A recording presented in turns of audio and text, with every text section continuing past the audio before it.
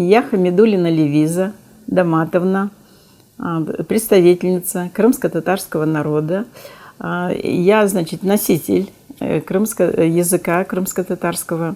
Сегодня хочу несколько слов рассказать о крымских татарах, о нашем общественном культурном центре Ватандаш и рассказать о том, какой работой мы занимаемся.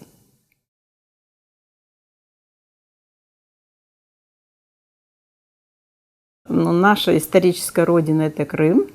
Раньше она называлась Тавридой в честь тавров. И даже в царское время, и даже в годы революции, и только после установления советской власти на Крымском полуострове назвали Крымом. У нас этнос очень интересный, потому что в образовании нашего этноса участвовали, в формировании нашего этноса участвовали очень много различных народов. И первыми это были кемерийцы, это еще до нашей эры. Потом были сарматы, потом, значит, после сарматов были и половцы, и были кыпчаки, ногаи, значит, и уже потом пошли тавры, скифы, значит, потом завоевали эти греки. После греков, значит, завоевали готы, немцы. И, в общем, и потом уже и арабы там влияние оказывали на формирование нашего этноса, и очень много персов. И вот, значит, историки пишут, от храбрости, значит, крымских татарах, от аланов, скорость от скифов, наблюдательность и находчивость от итальянцев, мудрость от греков, точность от немцев и расчетливость. И ум, наверное, от евреев, потому что это и евреев участвовали в формировании. И, говорит, гордость кыпчаков. А вот южный берег у нас называется Ялабойли. Ялабойли – это значит береговая линия, береговая полоса. И Ялабойли, они больше тяготеют к сельджукам и к огузам. То есть язык у них восходит к огузской группе. А огузы у нас туркмены, азербайджанцы, турки и так далее. Вторая группа вот между двумя грядами гор. Это Байдарская долина, там в основном это и как раз центр был культурный нашего крымского ханства Бахчисарай. И здесь называется Орта-Елак, то есть средняя полоса. Они, наоборот, говорят на половецко-кыпчакском языке, но агузированы. И степной Крым у нас это ногаи, кыпчаки. Они говорят, их язык восходит к ногайской группе, кыпчакской группе языков. И получается, что при ханстве, когда был хан Гирей, это был 15 век, он, в общем, организовал и объединил все эти территории, все эти народы и сказал, вы будете все говорить на одном едином языке, крымско-татарском.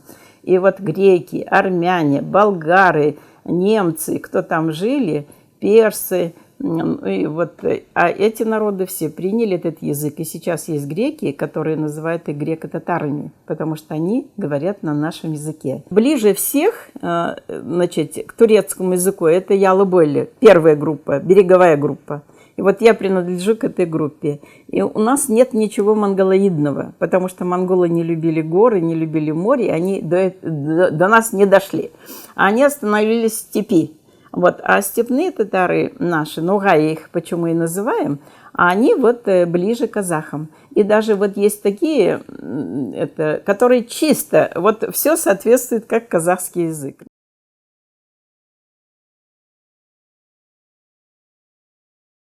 В основном крымских татар высылали в Среднюю Азию, в Узбекистан, Таджикистан, на Урал, Марийскую ССР и в Сибирь. Это Марийская ССР и есть Сибирь. И Пермь. А вот в Казахстан высылали очень мало крымских татар. Есть разные гипотезы. Мы же молодые. Я-то родилась только 40-41 год, даже точно не знаем. И документов никаких, сказали, архивы все сгорели. И получается, что вот это поколение, которое сейчас живет, они, наши родители, мы попали в Узбекистан, в жару. Там, знаете, ногой нельзя было наступить, соленые земли. Ну и потом, как депортированные, это было давление, это голод, холод, это все пережил наш народ. И поэтому наш народ, он приспосабливается различным условиям, различным, и как бы довольствуется не очень большим, малым довольствуется. И вот я думаю, что Казахстан в 46-47 годах, когда решили организовать здесь табак-совхоз, видимо, давали подъемные, давали там, крышу над головой, и многие татары сюда переехали, те, которые занимались табаководством. Есть и другая версия, что якобы какие-то вагоны сгрузили здесь 1015 человек, это крымских татар. Я попала сюда, вам расскажу. Я, значит, кончила 10 классов, мы русскую школу закончили. Папа еще был живой, пока я в школе училась, но когда я закончила, его уже не было, папа тоже, и умер в 1956 году. А в 1957 году я поехала в Крым. Нас уже реабилитировали где-то вот в этих годах, точно не скажу, но, в общем, уже реабилитация была. Пусть год тому назад, 1,5 года тому назад. И мы поехали с подругой туда. Она полуармянка, полукрымская. И мы поехали в Крым поступать. И, конечно, нам не разрешили там учиться. Но мы уже получилось, что все равно в техникум там устроились. И через год нас все равно депортировали. Нам сказали 24 часа, заставляли петиции такие писать. Я говорю, у меня, видите, родителей нет, родственников я старших поколений, не знаю, не попали кто на Манган, кто мы вот так выросли сами среди русского населения. И нам вот сказали, иначе мы вас, говорит, вывезем за территорию Крыма и бросим, а там смотрите. А было нам по 16-17 лет, мы школу уж как закончили. И мы поехали в Москву, тогда же поездами только, поехали в Москву. А в Москве, значит, зашли в учебное министерство образования, и там зашли в отдел и объяснили вот так и так. Они сказали, девочки, дорогие мои, я вас отправлю в Среднюю Азию, потому что вам всегда будут там ставить препоны, в дальнейшем тоже. И давайте, говорит, мы вас отправим. И стали звонить. Узбеки говорят, русской группы нет. Кто-то не дозвонились там, где горы, Таджикистан или куда-то. Да и я там и не была никогда в Таджикистане. А Казахстан, он же, видите, какое государство. И директор техникума говорит, пожалуйста, мне какая разница, у меня греки учатся, или татары, и крымские, или кто говорит. И мы здесь закончили.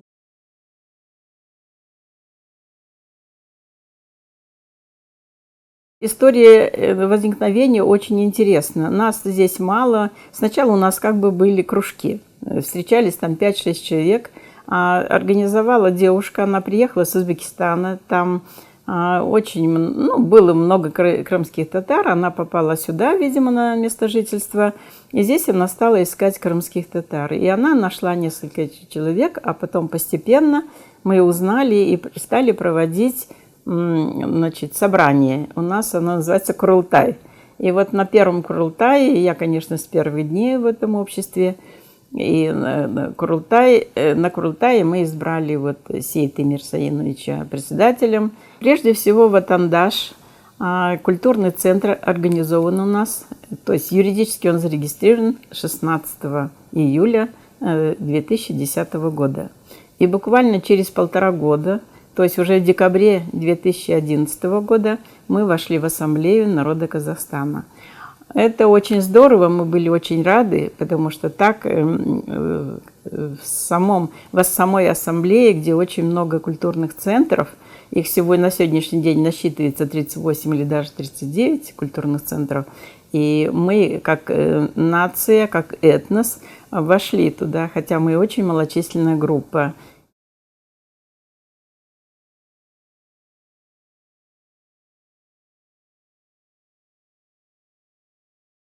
Совет старейшин, они как бы обряды совершают. Вот когда кто-то умер, кто-то что-то, они общаются между собой, и они почти всех татар здесь знают. Совет, значит, матерей, но мы все равно мы же знаем, где 3 детей, где папы нет, день защиты детей, мы тоже, нам, правда, ассамблея организовала, но мы же даем списки, мы ходим, мы приглашаем, и мы присутствуем сами. Вот устроили им там, ну, подарили карандаши, все отличникам там, кто хорошо учится, кто танцует, участвует вот в общественной работе, их в основном поощряем. А вот сейчас опять к школе 0 класс, 1 класс, 2 класс, вот тоже, видимо, будет мероприятие, их поздравлять будет с началом учебного года, и опять мы там дали списки нуждающихся, и мы посещаем, вот пожилые люди болеют или как-то, мы 2-3 человека собираемся, ну, кто может, сходим, проведаем, поговорим на своем языке, что-то расскажем про центр. Среднее поколение у нас. Вот мы, когда что-то организовываем, мы говорим, надо спечь, принести, угостить, там чай туда-сюда. Они кофе сделают, принесут, и спекут, принесут. Национальные выставки мы же делаем вот на этих, даже у казанских татар, допустим, вот Сабантуй, они нас приглашают, нас всегда приглашают. И говорят, со своей выпечкой приходите. И в этот раз чак-чак они делали в ресторане. И что, мол, есть чуть ли не 55 видов чак-чака. Но и мы тоже пришли, и мы вот свои караимские чевреки слоеные сделали, там беляши, правда, мы сделали, ну и так далее. То есть несколько блюд мы всегда с собой приносим. А молодежь, она, понимаете, пусть молодежь друг друга знает, это же уже хорошо, что они в разных местах живут, в разных местах работают, а как бы мы их все равно привлекаем. Танцевальная группа, у нас хореограф тоже на общественных началах организовал ансамбль, называется «Ватандаш» тоже. И у нас дети учатся, мальчики и девочки. И когда, допустим, вот мы на всех мероприятиях, которые проводит ассамблея, мы участвуем. Нас зовут, или нужно номер какой-то исполнить там, да, или мы просто присутствовать должны. Вот на Наурыз мы были, делали праздник в Доме дружбы, эти огузские, как раз я выступала там, эти туркмены и таджики. Значит, после этого был конгресс тюркских женщин. Значит, надо было выступить под тюркские. Там мы выступили.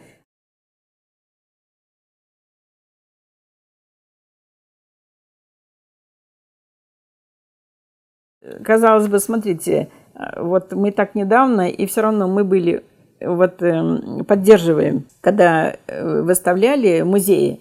Вот мы у дагестанцев были, у осетин были, а у турков были, у этих, афганцев были, у русских были, у казаков были, понимаете, вот они проводят, у цыган были, цыгане вот как-то очень хороший концерт давали, цыганский центр сейчас есть культурный, мы с председателем знакомы, и вот все к нам как-то, мы хорошо, они хорошо к нам все относятся.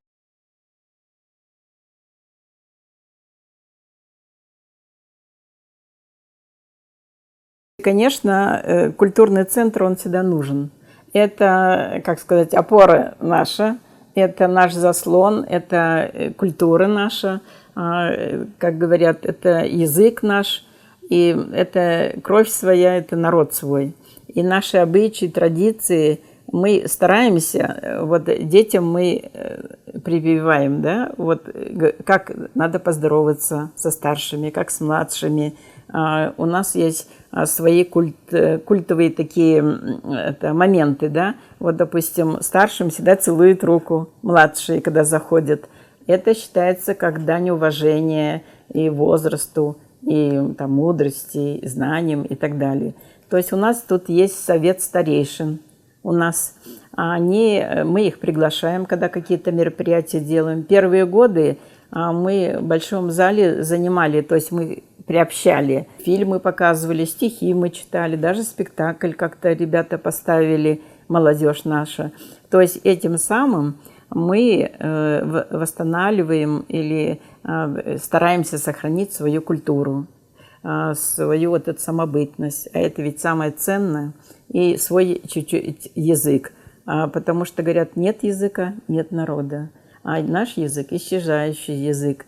Потому что вот когда у нас мы занимаемся давно, уже с 2014 года, и я чувствую, что даже взрослое наше население, вот я спрошу, как по-татарски, вот так, сразу, как, допустим, вот это предложение такое постройте. И наши уже не знают, даже пожилые люди. Вот остров, я говорю, как сказать, Крым, допустим, расположен на полуострове.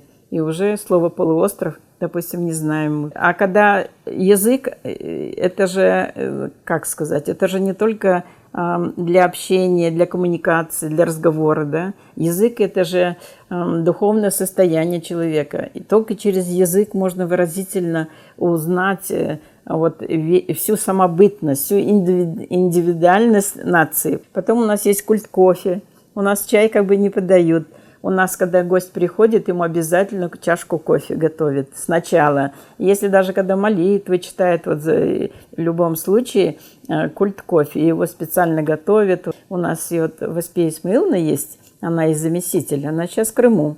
Она, значит, вышивает, то есть она там курсы получила, и здесь вот такие шапочки. Или, допустим, и кисеты там какие-то. И когда вот на 1 мая мы вот как-нибудь подходите к нам, мы всегда выставляем. И, ну, в общем, вот такое свое старинное.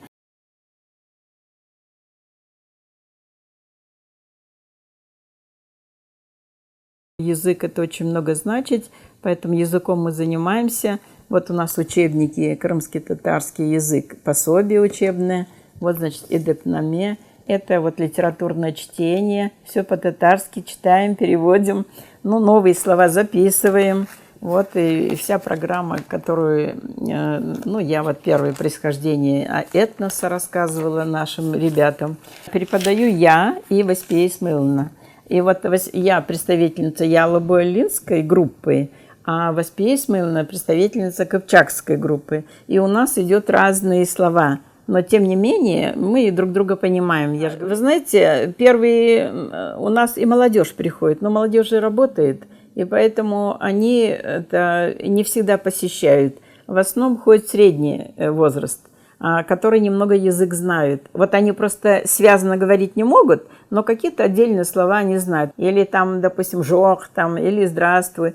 А когда уже мы разговариваем, ну, то есть я говорю, скажите, я родилась там-то, или мои родители то-то. Ну, чтобы самое главное, развивать речь надо. У нас есть курсы казахского языка, это да, но вот сейчас мы формируем, а вообще были казахского языка, потому что молодежи надо знать казахский язык. Мы живем в Казахстане, среди, как сказать, в дружбе, мире, в согласии, в взаимопонимании с казахским населением. И многие наши ребята вот выступали на этих, когда мы проводили вот о языке. Мы дали каждому слово, и каждый, они встали и сказали: моя родина, Казахстан, я родился здесь, я живу, я выучился. И я тоже очень благодарна казахскому народу. Вообще казахскому народу все народы благодарны. Но мы тоже очень благодарны, потому что именно здесь мы образование получили, здесь мы проработали, здесь, как сказать, и вот и сейчас нам дают, пожалуйста, занимайтесь своим языком, своей культурой, восстанавливайте.